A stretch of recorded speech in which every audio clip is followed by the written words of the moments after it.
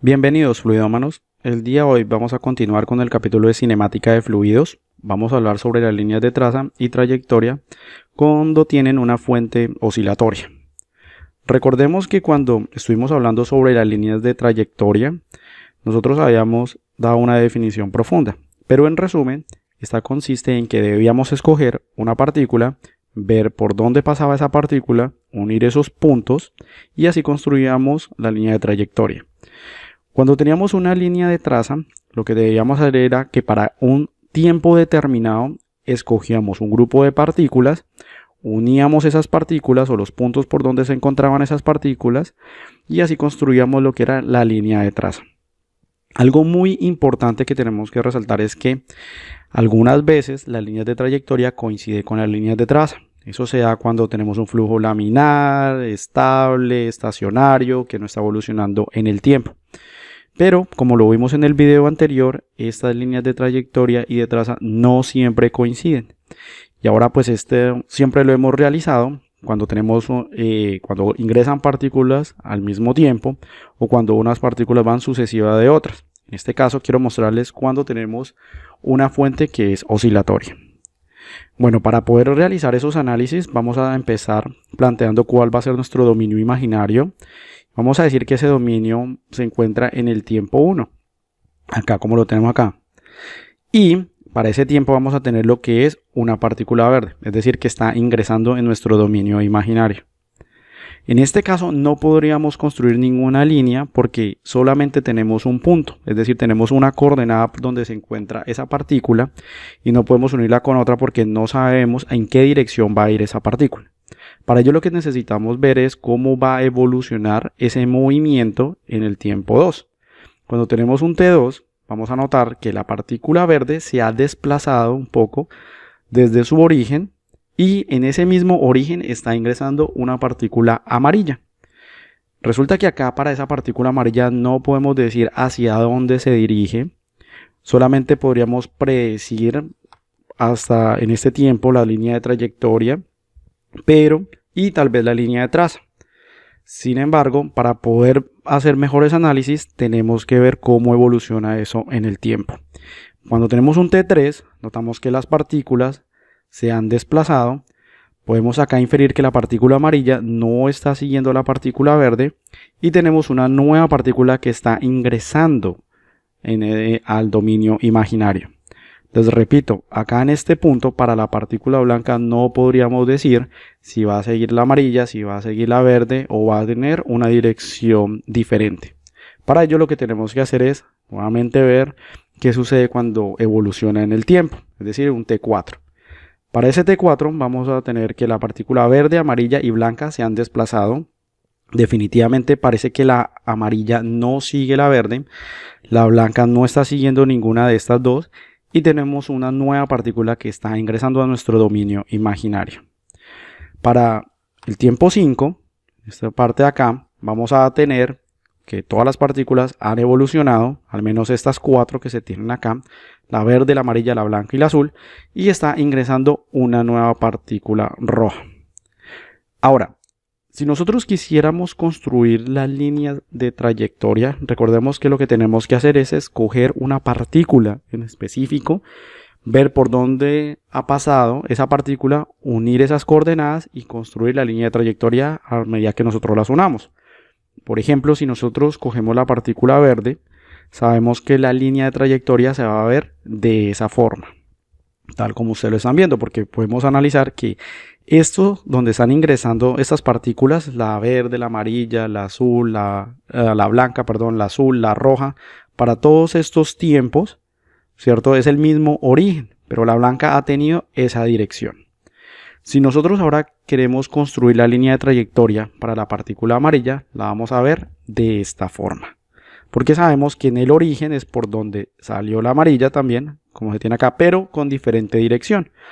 ¿Qué implica eso? Eso está mostrando acá algo muy importante y es que cuando teníamos partículas sucesivas donde la fuente era totalmente fija, las líneas de trayectoria para todas las partículas estaban una encima de otra. Pero en este caso, como la tenemos de esta manera, podemos ver que las dos líneas de trayectoria no coinciden. y eso se debe a que la fuente está oscilando, es decir, la fuente está cambiando la dirección de cuando está ingresando las partículas. Algo importante que quiero resaltar es que cuando en el tiempo 2 no podríamos construir la línea de trayectoria para la partícula amarilla. Sin embargo, la quise dibujar acá simplemente para que ustedes vieran cómo es que está cambiando esa línea de trayectoria. Si nosotros hiciéramos el mismo ejercicio, vamos a tener para la partícula blanca, tenemos la línea de trayectoria acá de color blanco. Sabemos que está evolucionando de forma horizontal, no coincide con las otras dos anteriores. No podríamos construirla acá porque no sabríamos cuál es la dirección de la partícula blanca. Sin embargo, la quise poner acá solo para que ustedes vieran esa diferencia. Lo mismo podríamos ver qué sucede con la partícula azul, que no va a coincidir. Y si tuviéramos que adivinar cuál es la trayectoria de la partícula roja, posiblemente sería esta. Sin embargo, no podemos garantizar eso porque es posible que la roja sí siga la azul, siga la blanca, la amarilla o la verde. Ahora, ustedes de pronto se deben estar preguntando, bueno, ¿y en dónde está la oscilación? Bueno, solamente escogí acá para tiempo 5, pero si continuáramos con esa oscilación y fuera una oscilación perfecta, lo que pasaría es que después de que la roja evolucione ingresaría otra partícula y tendría que ir con la línea de trayectoria de color azul. Si sigue evolucionando, debería ir con la línea de trayectoria blanca. Si sigue evolucionando, con la amarilla y así sucesivamente. Es decir, que sería como una especie de abanico que estuviera girando o como un rociador, que esos que se utilizan para cultivos o para el pasto. Haría exactamente ese movimiento y las partículas que están ingresando pues son sucesivas, no son al tiempo. Ahora, si nosotros quisiéramos ver cómo se ven las líneas de traza, recordemos que lo que tenemos que hacer es escoger un grupo de partículas para un determinado tiempo, unir los puntos de esas partículas y así tendríamos nuestra línea de traza. Por ejemplo, si nosotros nos vamos acá a T2, pues el grupo de partículas que son opcionales sería solamente la amarilla y la verde. Si yo hago eso, vamos a tener una característica muy importante y es que la línea de trayectoria coincide con la línea de traza cuando se tiene en el tiempo 2. Eso era algo que habíamos visto acá o que les estaba hablando al inicio del video.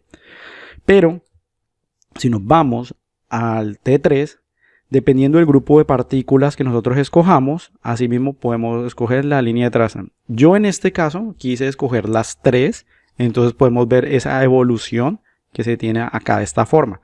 Sin embargo, si de pronto la persona que esté analizando esto o que esté haciendo el estudio determinado solamente quiere saber estas dos partículas, pues ahora se tendría una línea recta entre ellas dos, totalmente diferente. Y en ninguno de estos dos casos, así se escoja en T3, así sea la amarilla y la verde, o se escoja estas tres partículas, no va a coincidir con la línea de trayectoria. Ahora, para T4, decidí escoger también las 4 partículas. Y la línea de traza se va a ver de esta forma. Les recuerdo, aquí no es obligatorio escoger las 4 partículas. Yo lo quise hacer. Ustedes podrían escoger solamente la amarilla y la verde o podrían a partir de T3 escoger las 3 que se encuentran acá y ver cómo evolucionan esas 3 en esta parte en T4. Y así sucesivamente lo podemos hacer también en T5, donde tenemos que la línea de traza, si escojo las 5 partículas, se vería de esta forma. Si escojo solamente la amarilla y la verde, como lo hice en T2, se vería de esta manera acá. Eso depende cómo ustedes quieran construir el estudio, depende de lo que quieran analizar. Lo importante acá, o el mensaje que quiero que se lleven, es que no siempre las líneas de trayectoria coinciden con las líneas de traza. Y que cuando se va a escoger las líneas de traza, estas pueden evolucionar en el tiempo de acuerdo a cómo se estén moviendo las partículas y de acuerdo al conjunto de partículas que se estén escogiendo, porque en el anterior video lo que hicimos fue escoger las mismas partículas que entraron todas al tiempo. En este caso son sucesivas, pero la fuente está oscilando, es decir, está cambiando de dirección, como lo pudimos notar acá por la evolución de las partículas. Bueno, fluidómanos, yo espero que les haya gustado este video. Creo que va a ser el último que les hable sobre las líneas de traza y trayectoria, al menos de la parte visual. Vamos a continuar con el capítulo de cinemática de fluidos, ahora con los que son temas de teorema de transporte de Reynolds, que es algo muy tedioso para muchas personas. Bueno, nos vemos en una próxima.